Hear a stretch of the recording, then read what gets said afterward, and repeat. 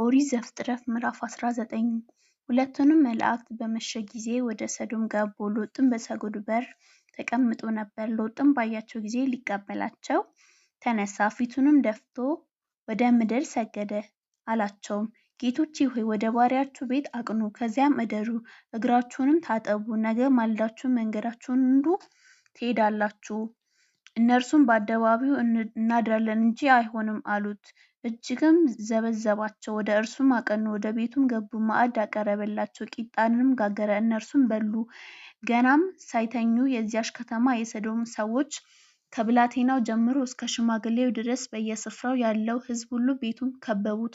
ሎጥንም ጠርተው እንዲህ አሉት፣ በዚህ ሌሊት ወደ ቤትህ የገቡት ሰዎች ወዴት ናቸው? እናውቃቸዋለን ዘንድ ወደ እኛ አውጣቸው። ሎጥም ወደ እነርሱ ወደ ደጅ ወጣ፣ መዝጊያውንም በኋላ ዘጋ፣ እንዲህም አለ፣ ወንድሞቼ ሆይ ይህንን ክፉ ነገር አታድርጉ። እነሆ ወንድን ያላወቁ 2 ሴቶች ልጆች አሉኝ። እነርሱን ላውጣላችሁ፣ እንደወደዳችሁም አድርጓቸው። በእነዚህ ሰዎች ብቻ ምንም አታድርጉ፣ እነሱ በጣሪያዬ ጥላ ስር ገብተዋልና። እነርሱም ወዲህ ሂድ አሉት። ደግሞም እንዲህ አሉ፣ ይህን ሰው በእንግድነት ለመኖር መጣ፣ ፍርዱንም ይፍረድ ዘንድ ይፈልጋል። አሁን በአንተ ከእነርሱ ይልቅ ክፉ እናደርግብሃለን።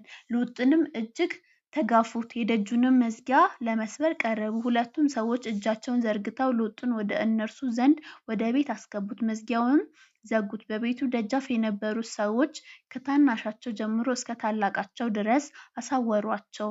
ደጃፉንም ለማግኘት ሲፈልጉ ደከሙ። ሁለቱም ሰዎች ሎጥን አሉት፣ ከዚህ ሌላ ማን አለ?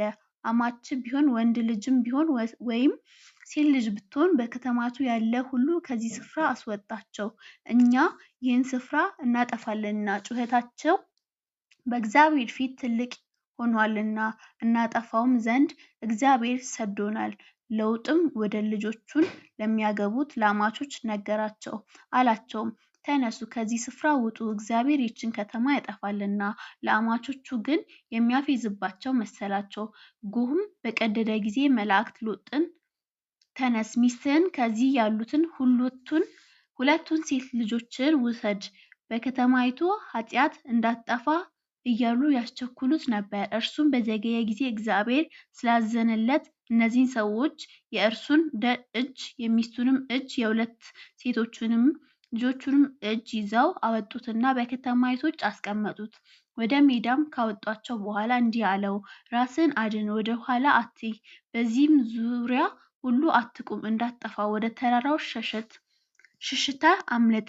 ሎጥም አላቸው፣ ጌቶቼ ሆይ እንዲህስ አይሁን፣ እነሆ ባሪያ በፊትህ ሞገስን አግኝቷልና ነፍሴን ለማዳን አድርግልኝ። ምሕረትንም አብዝተሃል፣ ክፉ እንዳያገኘኝና እንዳልሞት ወደ ተራራ ሸሽቼ አመልጥ ዘንድ አልችልም። እነሆ ይህች ከተማ ወደ እርሷ ሸሽቶ ለማምለጥ ቅርብ ናት፣ እርሷም ትንሽ ናት። ነፍሴን ለማዳን ወደ እርሷ ሸሽቼ ላምልጥ፣ እርሷ ትንሽ ከተማ አይደለችምን? እርሱም አለው፣ የተናገርሃትን ከተማ እንዳላጠፋት እነሆ በዚህ ነገር የለመኝን ተቀብዬሃለሁ። በቶሎ ወደዚያ ሸሽተህ አምልጥ፣ ወደዚያ እስክትደርስ ድረስ ምንም አድርግ ዘንድ አልችልምና። ስለዚህ የዚህች ከተማ ስም ዞዓር ተባለ። የሎጥ ወደ ዞር በገባ ጊዜ ፀሐይም በምድር ላይ ወጣች። እግዚአብሔር በሰዶም በገሞራ ላይ ከእግዚአብሔር ዘንድ ከሰማይ እሳት እንዲህ አዘነበ፣ እነዚያንም ከተሞች በዙሪያቸው ያለውን ሁሉ በከተሞቹም የሚኖሩትን ሁሉ የምድሩንም ቡቃያ ሁሉ ገለበጠ። የሎጥንም ሚስት ወደ ኋላዋ ተመለከተች፣ የጨው ሐውልትም ሆነች። አብርሃምም በእግዚአብሔር ፊት ቆመ፣ ወደ ነበረበት ስፍራ ለመሄድ ማልዶ ተነሳ።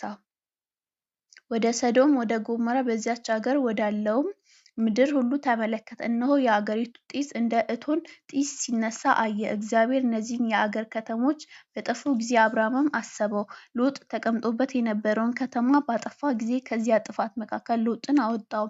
ሎጥንም ከዞዓር ወጣ። ዞዓር ይቀመጥ ዘንድ ስለ ፍሮም ከሁለት ሴቶች ልጆች ጋር በተራራ ተቀመጠ። በዋሻም ከሁለቱ ሴቶች ልጆች ጋር ተቀመጠ። ታላቂቱንም ታናሺቱንም አለቻት፣ አባታችን ሸመገለ፣ በምድር ሁሉ እንዳለው ልማድ ሊገኝን የሚችል ሰው ከምድር ላይ የለም።